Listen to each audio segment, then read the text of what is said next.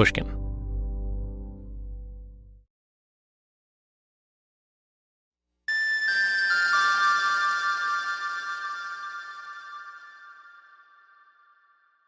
From the day the story broke in Lebanon, early November, all the possible outcomes and worsening scandal were immediately obvious, it seemed to me. And I reached the conclusion that at least if you can't turn things around, maybe you can atone. And I won't develop for you the nature of depression and how it can worsen and lead to a cycle of decline, and yet that was what was happening. One of the most important figures in the Iran-Contra affair, Robert McFarlane, is in a hospital tonight. The former national security advisor apparently took an overdose of Valium as an attempted suicide. It was shortly after 7 a.m. when Mrs. McFarlane tried to rouse her husband and couldn't. In the months after the Iran-Contra scandal broke, Bud McFarlane had felt a duty to take responsibility for it. McFarlane believed he was the only one in Reagan's inner circle who could have stopped the Arms for Hostages initiative. And he had failed. Still, McFarlane had maintained hope that the administration could set the scandal aside and recommit itself to its foreign policy ambitions. If McFarlane could help his former colleagues in the White House make that happen, maybe he could set things right. Yet I still had this foolish, I think, belief that we shouldn't close down the government with a scandal and preoccupation with it when you had other things that still needed to be done. So McFarlane wrote down the policy goals he thought the administration could still pursue. The president had achieved quite a lot. That is, he had teed up opportunities that were enormous. And I wrote down what ought to be done in 4 areas where we would be taking an initiative of importance to our country. When he was finished, McFarlane says that he submitted the memo to the president, the vice president, and the secretary of state. But I didn't even get an answer. One of the 3 did. I've forgotten who it was, but I had no signal that any of it was being considered. And so, to me, that was kind of a moment of truth, that your best efforts have failed. You have exhausted all possible recourse for salvaging the considerable gains that could be made under President Reagan's leadership. When McFarlane saw that his memo was being ignored, he became convinced that the promise of the Reagan administration had been truly squandered, and that it was partly his fault. Later, McFarlane explained his decision to try to take his own life by invoking the Japanese ritual of seppuku, a form of suicide practiced by disgraced samurai who wanted to restore honor to their families. It was foolish looking back, but it has a tradition in the Far East, and it's just more a comment on how deep the Depression had become. Around midnight on February 8, 1987, Bud McFarlane swallowed roughly 30 Valium tablets. When his wife woke up the next morning, she saw that something was wrong and called an ambulance. Mrs. McFarlane was clutching a note from her husband, which she refused to show to the medics. McFarlane has come under increasing strain as the Iran affair deepens. McFarlane, who was 49 years old, was taken to a nearby naval hospital to recover.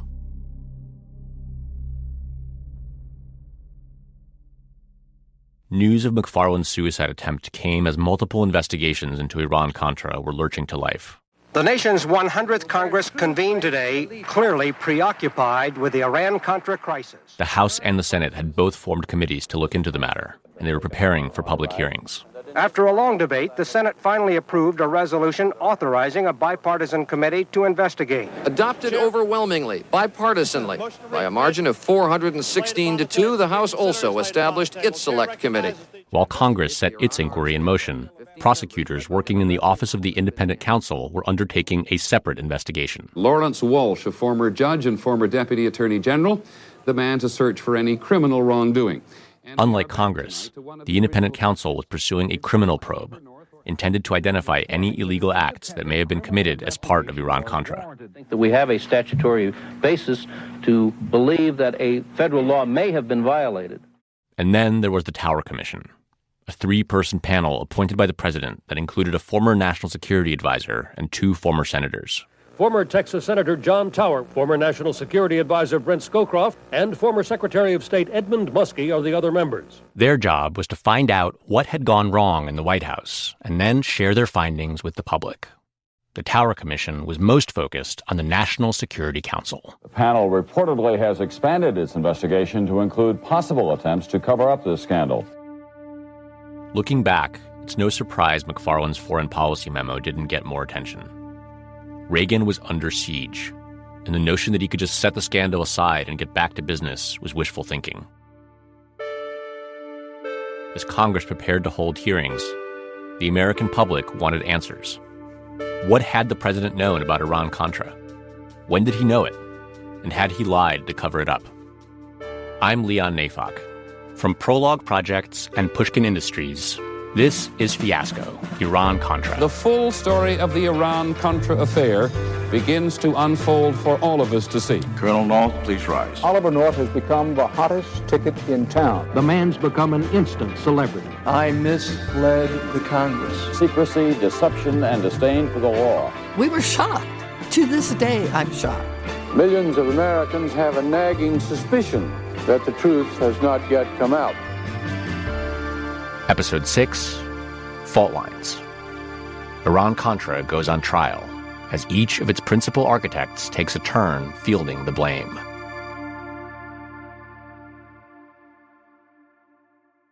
We'll be right back.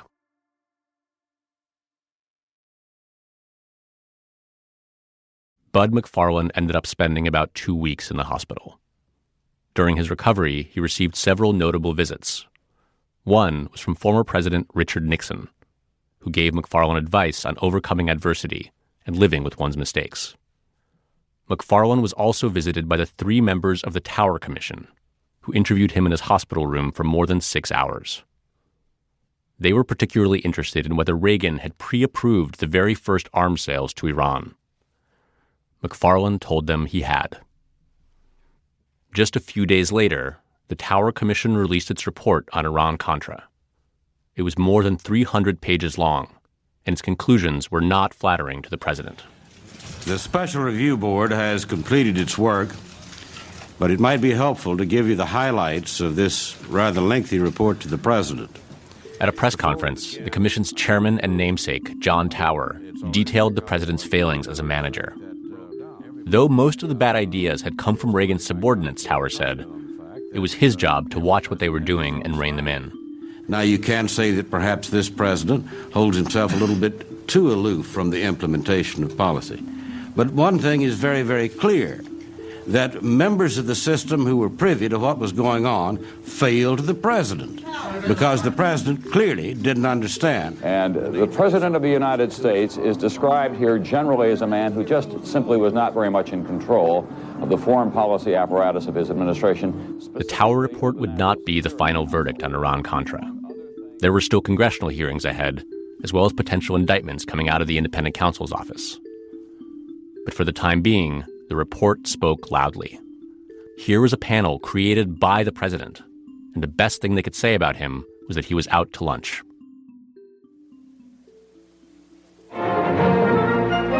This is an NBC News special. President Reagan's response to the Tower Commission report. My fellow Americans, I have spoken to you from this historic office on many occasions and about many things. On March 4th, 1987, Reagan delivered a primetime speech in response to the Tower Board's findings. For the past 3 months, I've been silent on the revelations about Iran. And you must have been thinking, well, why doesn't he tell us what's happening? But I've had to wait, as you have, for the complete story. Reagan called the Tower report honest, convincing, and highly critical. Then he referred back to his first public statements about the scandal and admitted that they had been inaccurate. A few months ago, I told the American people I did not trade arms for hostages. My heart and my best intentions still tell me that's true, but the facts and the evidence tell me it is not. There are reasons why it happened. but no excuses. It was a mistake. But the time for candid self-reflection had passed. As much as Reagan may have wanted to move on from Iran-Contra, the scrutiny was only going to intensify as Congress prepared for televised hearings. The public and the press wanted to know what the hell happened, how high it went, who was responsible for it, and was there anything that we didn't know. This is John Nields. He's a former prosecutor who was hired by House Democrats as chief counsel to lead their investigation and question witnesses during the hearings. Our job was to tell the story in a way that people could figure out for themselves what things were wrong, what things were arguably wrong and arguably right, and what things were fine. It's important to note that these were not impeachment hearings. Nields was convinced it was highly unlikely that Congress would ever take that step. Reagan was too popular, and his second term was almost up anyway. Also, Nields thought it was pretty clear that whatever Reagan did, his intentions had not been malevolent. There was one circumstance in which Congress might consider impeachment. According to Nields, the ranking Republican on the committee, Warren Rudman, took the view that impeachment would only be appropriate if Reagan had personally authorized the diversion. He made it the only issue on which Reagan could be impeached. He really wanted to find out as soon as possible the facts that in his mind would answer the question, is anything impeachable happen here? And this survey finds that public skepticism is now very deep, and 41% think that President Reagan should resign if it turns out he knew that money was being diverted to the Nicaraguan Contras. But as Nields saw it, the diversion, the hyphen at the center of Iran-Contra, was only a shiny object. A diversion, you might say, from everything else that was wrong with the Iran weapons program and the Contra War individually. Knowing whether the president was responsible for the diversion was probably the most exciting question that we had to deal with. I don't think it has an awful lot to do with answering the question of whether this was a shocking and really serious breakdown in the way our government functioned. That's what I thought this was about. Millions of Americans have a nagging suspicion that the truth has not yet come out. Three branches must be involved in the governing of the people of this country, and when one branch goes hog wild without even including consultation with the other branches, that spells trouble.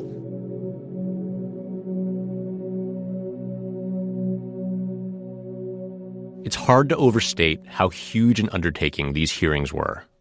Before Congress could publicly question a single witness, Nields and his team of investigators had to obtain documents, take depositions, and figure out which leads to pursue.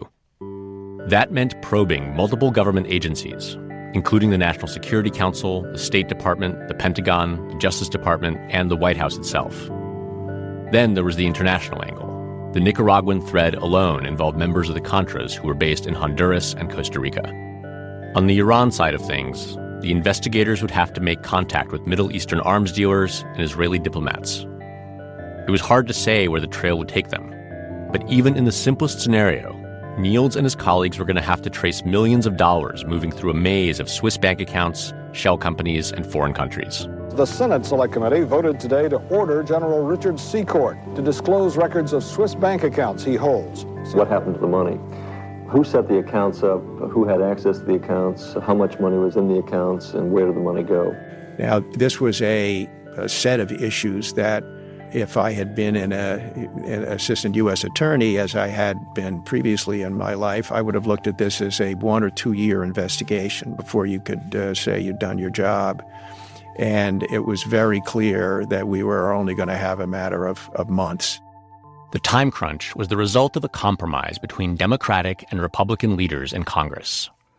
As you might imagine, Republicans wanted to get the hearings over and done with as quickly as possible, while Democrats argued for letting them go on as long as they needed to. Hanging over this procedural debate was the upcoming presidential election, in which Ronald Reagan's vice president, George H.W. Bush, was expected to run. In the end, it was decided that Congress would have until August to get through the hearings. Here is Pam Naughton, who worked on the House investigation with John Nields. It did make it more difficult Because when you put an end date on the investigation before you've even begun it, how in the world do you know how long it will take? It may take less than that. It may take more than that. You go where the evidence leads. You don't just stop. The team divided the case up into silos and assigned investigators to each one. Naughton, for instance, was put on the Department of Justice, which meant she was looking into the weekend fact-finding mission you heard about in our previous episode. I mean, obviously I was there to investigate what the Attorney General did when this first broke, his quote-unquote investigation to, get their arms around the facts, but also the broader issue of what did the Department of Justice know about the arms sale? So it was sort of a wide swath of things because it involved different divisions of the department. As the clock ticked, Niels and his team encountered an obstacle that was no less daunting than their deadline. Their two would-be star witnesses, Oliver North and his supervisor, John Poindexter, were going to plead the Fifth. North and Poindexter would refuse to testify at the hearings unless Congress gave them immunity. That meant guaranteeing that North and Poindexter's words would not be used against them in a criminal inquiry. The situation put Niels and his team on a collision course with the other big Iran-Contra probe in town, the independent counsel, Lawrence Walsh. In a strongly worded letter accompanied by a legal memo, Walsh urges the House committee not to grant witnesses immunity until after his work is done. To do so, he writes, would, quote, create serious and perhaps insurmountable barriers to the prosecution of the witnesses. Walsh's mandate was to identify any criminal wrongdoing that may have occurred as part of Iran-Contra. That was why North and Poindexter wanted immunity. If they could get it, nothing they said to Congress could be used against them in an indictment. And that the prosecution would have to prove its case was based on other information. As a former prosecutor, John Niels understood how much harder that would make it for Walsh to build cases. But in the end, he supported the grant of immunity. I felt conflicted. I knew that something good was going to come out of it, which was what I thought was the more important good, which is the public is going to learn everything. The congressional committees investigating the scandal formally approved a plan for limited immunity for these two men, John Poindexter and Oliver North.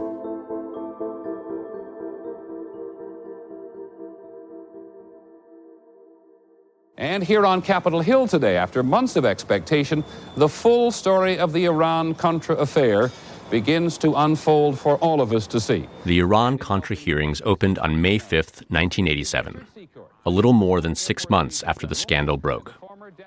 They were run by a joint committee, meaning the House and the Senate were combining their investigations so that witnesses wouldn't have to testify twice. The joint hearings of the House Select Committee to investigate covert arms transaction with Iran and the Senate Select Committee on secret military assistance to Iran and the Nicaraguan opposition will come to order. The first witness would be retired Major General Richard Secord, who had overseen logistics for both the Contra War and the Iran weapons program. A key figure who has not been heard from before began to tell the committees of his own involvement in sending arms to Iran and in helping the countries in Central America. Secord did not demand immunity in exchange for his testimony. He insisted that his involvement was that of a private citizen and a businessman. He told the committee about how his operation had worked and said he thought he was just carrying out the president's policy. The president has certain rights in the foreign policy area. I never saw myself as being a foreign policy operative. You saw nothing wrong with this operation? I did not see anything wrong with it then. Secord seemed sensitive to suggestions that he had only gotten involved in Iran-Contra to make money. There was no intention of profiteering. I know that some people are tossing this word around right now, and I resent it. If Secord wasn't doing all this for profit, why wouldn't he turn over records of his Swiss bank accounts? I relied on the advice of my counsel. Let's get off the subject. You're making the rulings? No, sir. But I did not come here to be badgered. Secord's testimony set the tone for the rest of the hearings. Bud McFarlane testified next. Our witness this morning is Mr. Robert Carl McFarlane, the former National Security Advisor to the President. When McFarlane was asked about Oliver North's destruction of documents, the term shredding party was introduced into the national lexicon. Colonel North tell you in the car that there was going to be a shredding party that weekend? Well, just that there had to be one. Did you tell the attorney? By the end of May 1987, the Iran-Contra hearings were becoming a national obsession. This is a song from a late-night Cinemax show called This Week Indoors. Shredder gonna eat that document. Shredder party people have no fear, 'cause the shredder party makes... As the hearings continued, the witnesses just kept getting more exciting.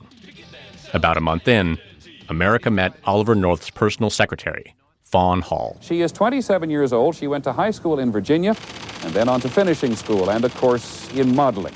Hall was blonde and striking. As it turned out, she was a former model. Fawn Hall's appearance on Capitol Hill was a media event. She was surrounded by cameras and security men. Hall read an opening statement making as clear as she could that despite her looks, she is not just a pretty face. And perform my duties in an exemplary manner. I can type. That last, of course, a reference to congressional sex scandals involving secretaries who admitted they could not type. Hall's looks were not the only reason people were anticipating her testimony.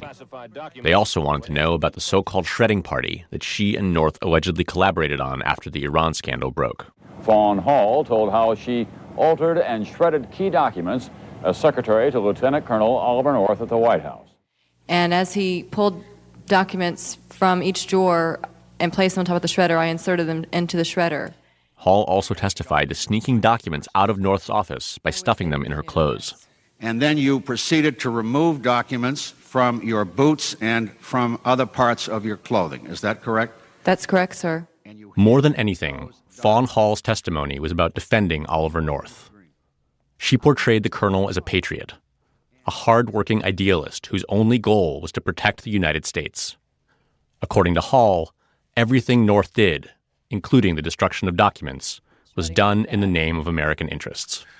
And did you surmise that this was a way of trying to cover up something in conjunction with the Iran initiative or the Contra initiative? I don't use the word cover up. I would use the word protect. Fawn Hall wasn't the only witness to go to bat for North. One of the Contra leaders flew in to testify as well. And even though most of what he had to say implicated North in Contra activities, what stuck out was the ardor with which he defended North's character and dedication to the anti-communist cause. I have and still have high respect for Colonel North. But there was a group saying that they were going to erect a monument for Colonel North once that Nicaragua was liberated. Would it be possible to make a brief closing statement, and I will ask before I read it? It's a poem that was... Then, North's assistant, Robert Owen, ended his closing statement by reading a poem. Ollie, your enemies are more clever and more treacherous than ours, yet you have given all you had to give. We have so very little to give you in return. Yet we want you to know that in our hearts and our prayers, you are with us daily. You are giving our children a chance to live as free individuals, and for these things we say thank you, Ollie North. And I can only add that I love Ollie North like a brother, and I want to thank the committee for... All this fanfare around Oliver North, who had been refusing to testify, built anticipation for the moment when the man himself would finally appear before the committee and give his side of the story. Oliver North, after months of delaying and stonewalling, finally goes before Congress tomorrow. 59% of those surveyed think North will lie to congressional committees investigating the scandal when he begins testifying Tuesday. As the summer of Iran-Contra wore on, North had everyone's attention. Not in the history of Congress have so many lawmakers been so interested in what a lieutenant colonel in the Marine Corps has to say. For the swashbuckling Marine who once declared without complaint that he was ready to be the fall guy, D-Day is at hand.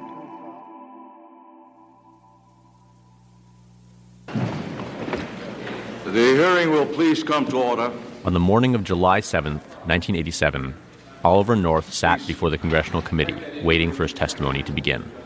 He wore his Marine uniform, proudly displaying the ribbons and medals he had earned in Vietnam, including 2 Purple Hearts and a Silver Star. North's salt and pepper hair was neatly parted, and he sat straight up, with his jaw squared. Colonel North, please rise. He looked young and almost indecently handsome. Here's Pam Naughton again. When he took the oath, all the cameras started snapping. It was like a whole flock of birds had descended upon the room.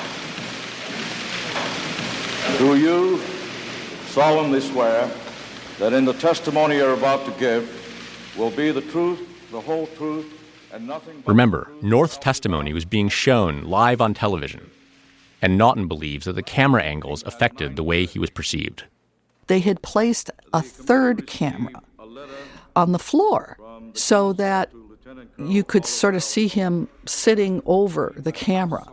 And it made him much larger than he was in person. He's a rather slight man, but on TV, because of the angle of the camera, he looked, heroic and huge and strong. John Nields was first up to question North, and North did not waste any time telegraphing his attitude about what was going on.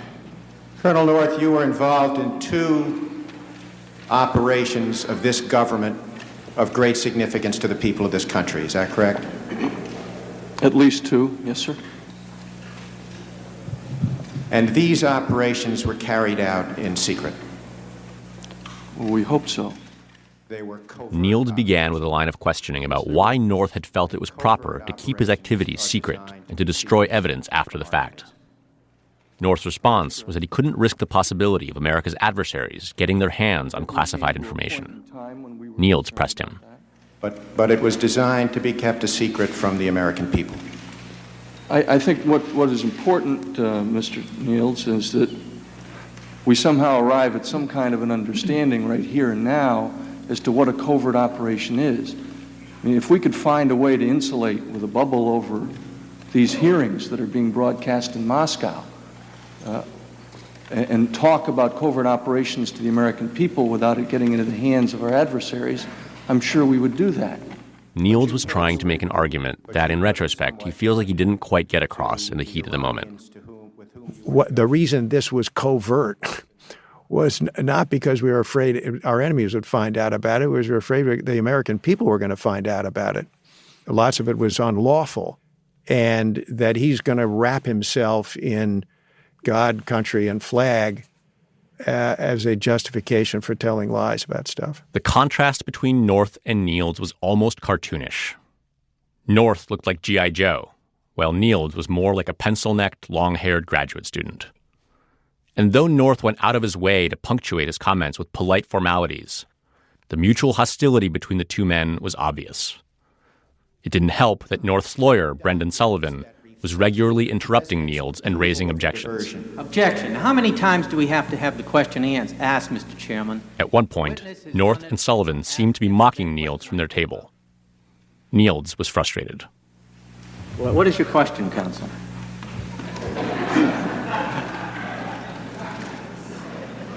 Have you forgotten the question? Well, I have, and I have to make objections. So you ask it again, and I'll... You did, and it was overruled, and the question stands. I'd like the witness to answer it if he remembers it. Could we? He obviously doesn't remember it. He just asked you to repeat it. You did. He did not. Sir, do you remember the question?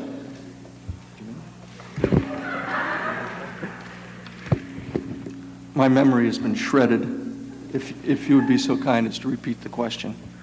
Pam Naughton, the congressional investigator working under Nields, was taken aback by North's demeanor.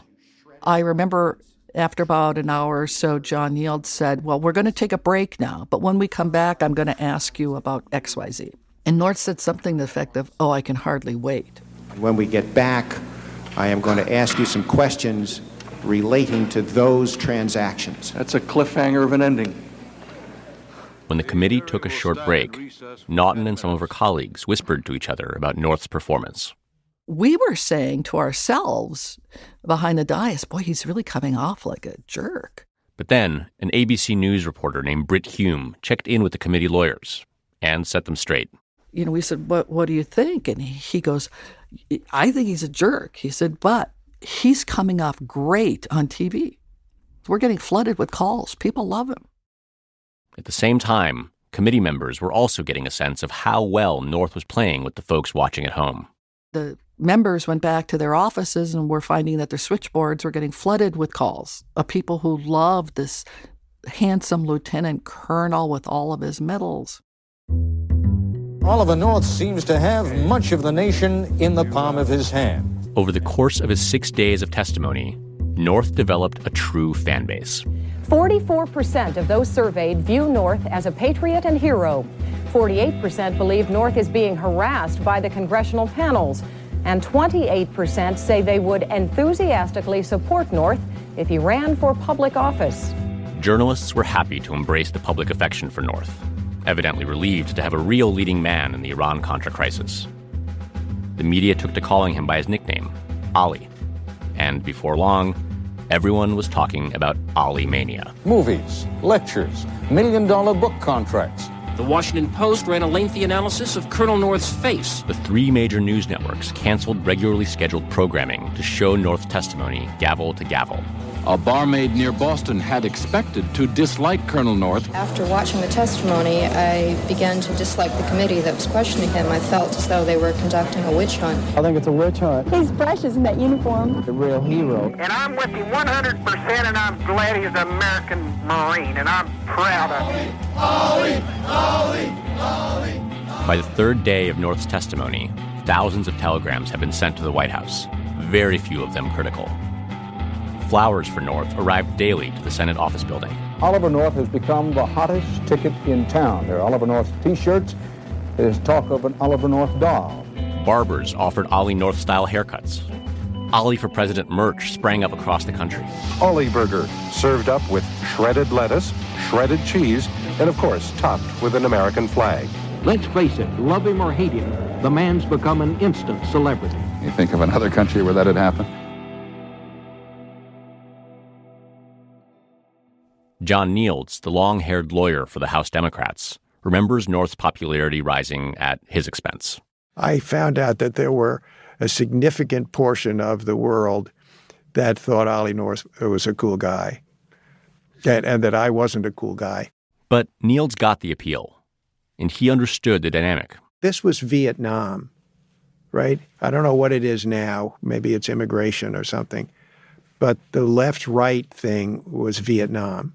And he was playing to the people who felt dissed. Their patriotism had been disrespected after Vietnam, and that the country had abandoned them in the middle of a war and left them to die and come home as anything other than heroes. And I understand that very well. I mean, I thought the Vietnam War was a big, big mistake. And so if he was trying to pitch me as one of those people, it would be truthful. Pam Naughton says the deluge of calls and letters had an immediate effect on the committee members' line of questioning. And that's when they basically stopped asking, difficult questions. It's just the natural fear of a member. Whenever you put a question in front of them, the member would say, well, what's he going to say? Well, I don't know what he's going to say. That's why it's an investigation. And they wouldn't do it. Not with a witness who had that much public, powerful sway at that point. The softballs North was getting from the committee members stood in stark contrast to the grilling he received from Nields. At sort of the end of his questioning, I asked him about lying to Congress. North was defiant. I think we can abbreviate this in hopes that we can move on so that I can finish this week. But almost like proud of himself. I will tell you right now, Counsel, and all the members here gathered. And all the members here gathered. That I misled the Congress. At that meeting. At that meeting. Face to face. Face to face. You made false statements to them about your activities in support of the Contras? I did. I mean, it's who he is, and he was telling the truth then. So I give him credit for that's good. One thing that was interesting about Oliver North's testimony was that as unapologetic as he was, he didn't exactly take the blame for the scandal. In fact, he made it clear over and over again that even though he stood by everything he had done, he'd also just been following orders like a good Marine. I was simply a staff member with a demonstrated ability to get the job done. I reported directly to Mr. McFarland and to Admiral Poindexter. My authority to act always flowed, I believed, from my superiors. My military training inculcated in me a strong belief in the chain of command. And so far as I can recall, I always acted on major matters with specific approval after informing my superiors of the facts as I knew them, the risks and the potential benefits. This testimony fed into the big question coursing through the Iran-Contra hearings. How much had the president known? Specifically, what had he known about the diversion of funds from the Iran operation to the Contras? The person best positioned to answer this question was John Poindexter, Oliver North's boss and the national security advisor at the time of the 1986 arms shipments. North says he had sent Poindexter 5 memos seeking President Reagan's approval for the diversion. North says he doesn't know if they reached the president, so committee members will ask Poindexter.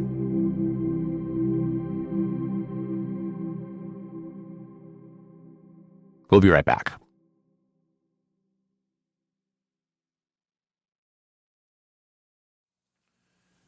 The committees meet this morning to hear the testimony of Admiral John Poindexter. Admiral, would you please rise to take the oath? John Poindexter, who had resigned as Reagan's national security advisor over Iran-Contra, took the stand on July 15th, right after North. Poindexter was more subdued than North, but came across as similarly unrepentant, stating flatly that he had been hoping to withhold information from Congress. It wasn't withholding it from the American people. It was that there were a lot of opponents in the Congress that would have not agreed with our interpretation of the Boland Amendment. They wouldn't have agreed to the Iranian project. And if it came out, it was going to be a very hot political issue, and it would be used to pound on the president. Then it came time for Poindexter to answer the million-dollar question. Taking intermittent puffs on his pipe, he explained that none of his superiors, including President Reagan, had been aware of the diversion of Iran weapons profits to the Contras. To drive the point home, Poindexter invoked Harry Truman's famous line about accountability. I think it's, an important point here is on this whole issue, the buck stops here with me. I made the decision. I felt that I had the authority to do it. I was convinced that the president would, in the end, think it was a good idea. But I did not want him to be associated with the decision. John Nields told me he still thinks about Poindexter's answer, and he still doesn't know what to make of it. On the one hand, Poindexter was testifying plainly that he did not tell Reagan about the diversion. On the other hand, he was admitting that his goal had been to give the president deniability. He was telling them, my role in life, according to my lights, is to take the blame so that the president doesn't have to. And there could be two ways of doing that. One, not tell the president, and not tell the truth here. Those are the two different ways. Well, it goes without saying, I have no idea whether he told the truth or not. And I think that's what everybody thought. What? That they didn't know whether Poindexter told the truth. After Poindexter's testimony, the 3 news networks began rotating coverage of the hearings and resumed their regularly scheduled programming. By eliminating the possibility that Reagan would be personally linked to the diversion, Poindexter had effectively closed the case and taken impeachment off the table. The scandal is largely over. Some committee members say this is a suspense novel which has lost its suspense.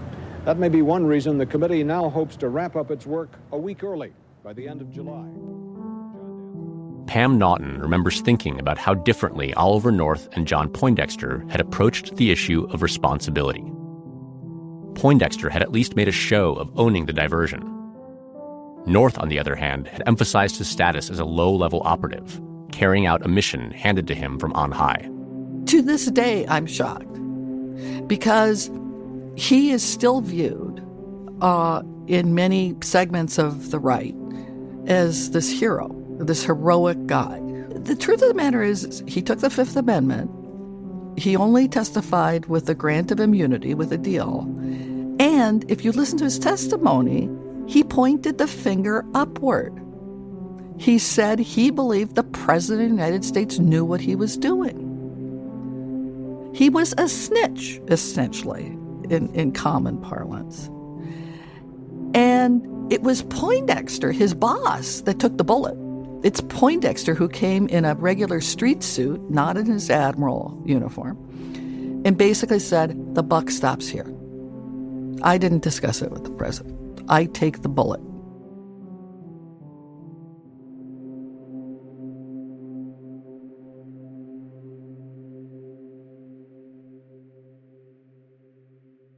After the hearings ended, the Congressional Committee wrote up their findings and published them that November in a 690-page report. Good morning. The joint House and Senate committees which investigated the Iran-Contra affair today issued their majority report, a 690-page document that does not produce a smoking gun. The committee's conclusions were quite different than the Tower Commission's report released earlier in the year. It was, in the opinion of the majority who signed this report, the president who had set the tone, allowing a cabal of zealots to seize control. The common ingredients in the Iran-Contra affair were secrecy, deception, and a disdain for law. The report was particularly critical of the White House's end runs around Congress. They conducted a secret foreign policy and concealed it through a concerted campaign of dishonesty and deception. And when the affair began to unravel, they attempted to cover up their deeds. But a group of 8 Republicans who had served on the committee refused to sign on to the verdict. Included in the final report is a minority section, which accuses the committees of reaching hysterical conclusions. It started out as a witch hunt, it proceeded as a witch hunt, and the final report indicates that indeed it was a witch hunt. Led by a Wyoming congressman named Dick Cheney, the Republican dissenters published their own report, making the case not only for Reagan's innocence, but for the innocence of his entire administration. They said there was no systematic disrespect for the rule of law, no grand conspiracy, and no administration-wide dishonesty or cover-up. In their opinion, the majority's conclusions were hysterical. I think what the president was guilty of was making unwise decisions such as sending arms to Iran, but I think he had the legal authority to do that. I think he had the legal authority to withhold notification from Congress. I don't think those decisions were always wise. Cheney and the other 7 Republicans argued that the real fault for Iran-Contra lay with the congressman who had pushed for the restrictions on Contra funding. It was a robust defense of executive authority, one that Dick Cheney would later echo as vice president.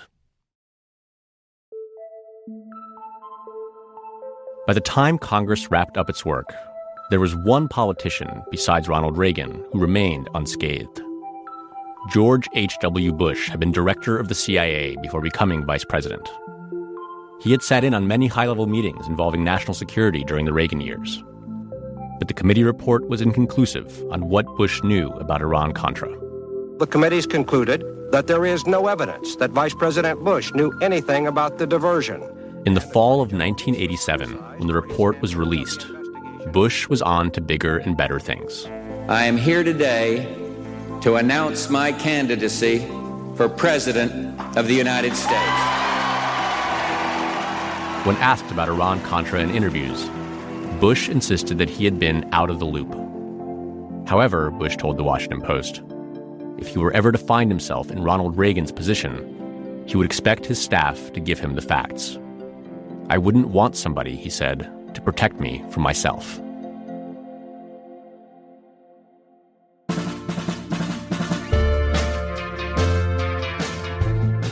On the next episode of Fiasco, Iran-Contra goes to Hollywood. Ollie, you can't lie to your own people. It's not a lie. It's a covert operation. Hostage lives depend on what we do here, Aaron.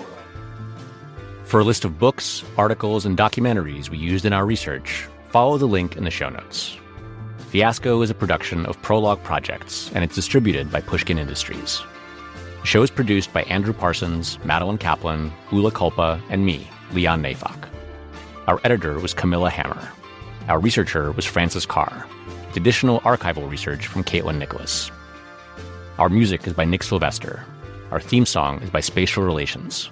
Our artwork is by Teddy Blanks at Chips NY. Audio mix by Rob Byers, Michael Rayfield, and Johnny Vince Evans. Copyright counsel provided by Peter Yassi at Yassi Butler, PLLC. Thanks to Lee Hamilton, Amy Freed, Brendan Sullivan, Melissa Kaplan, Harold Coe, as well as Sam Graham-Felsen, Soraya Shockley, and Katya Kumkova. Special thanks to Luminary. And thank you for listening.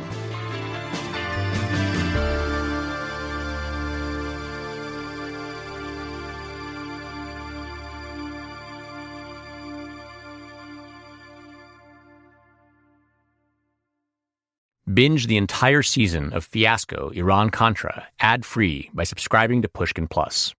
Sign up on the Fiasco show page on Apple Podcasts or at pushkin.fm/plus. Pushkin Plus subscribers can access ad-free episodes, full audiobooks, exclusive binges, and bonus content for all Pushkin podcasts.